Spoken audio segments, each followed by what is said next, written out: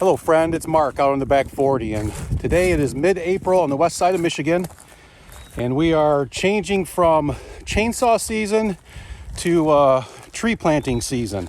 So let's see, mid-April-ish, so you need to stop cutting your oaks if you want to get out and do more work on your property because they get a disease, so you got to stop in April. But anyways, so I'm just walking around the property, nice warm day today, supposed to cool off this weekend, and getting the tamaracks planted. So maybe this episode I'll go around and show you all the different plantings I've done over years. I've planted thousands of trees out here on this 40 acres. Some have done well, some haven't done so well. So maybe we'll just do a summary of all those.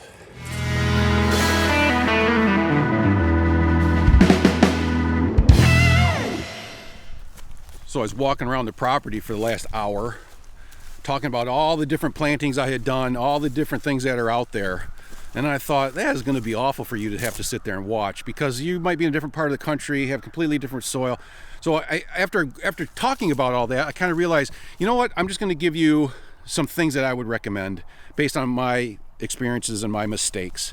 So let's try three of them. Number one is match the soil, growing zone, things that grow in your area to what you buy.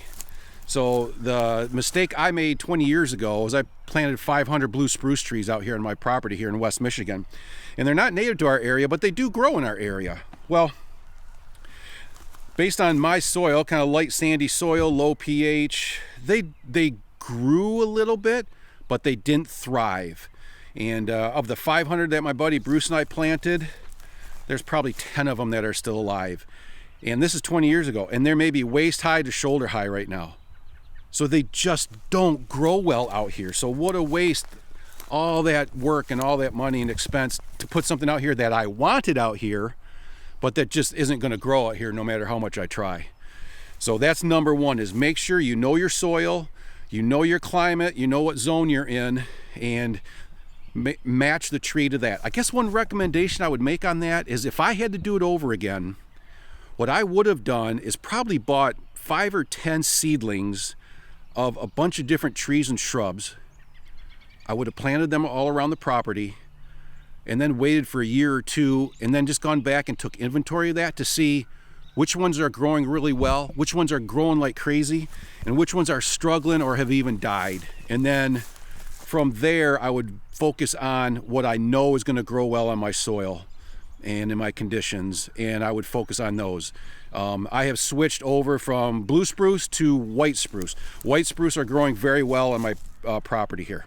So if I had to do it over again 20 years ago, I would have planted 500 white spruce, and they would all be a perfect barrier around the property right now. Instead, I kind of don't have anything, and maybe 10 or 15 little 3, 4, 5 feet tall blue spruce. So they're very disappointing.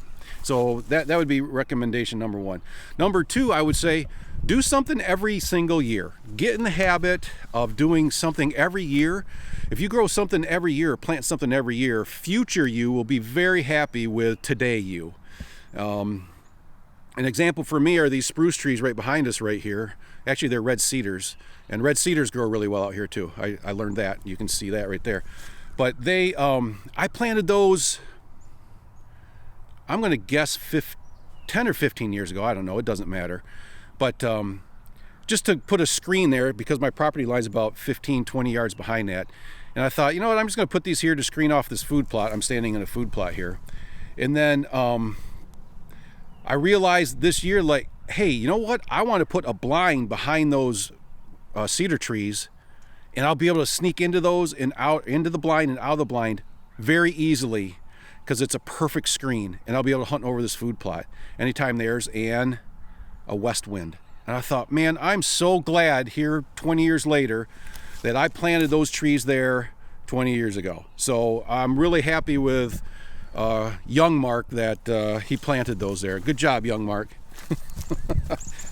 So that's why I tell you, like, if you got even just around a blind or something, throw a couple bushes in. Deer love to eat bushes too for browse, not just food plots.